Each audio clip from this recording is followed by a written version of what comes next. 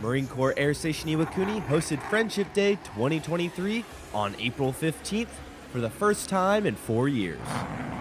The air show consisted of numerous static displays and aerial demonstrations from the Japan Self-Defense Forces and U.S. Armed Forces.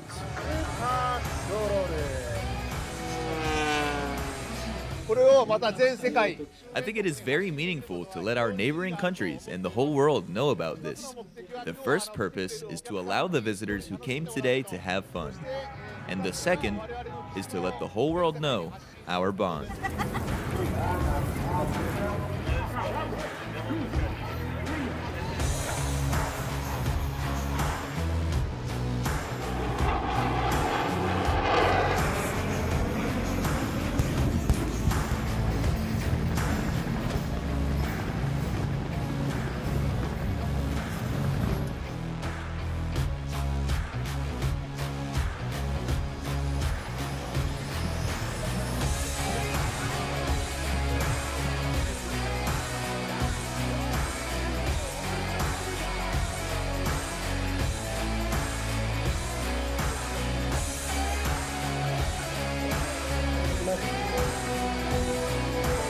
Kendi toprakları var.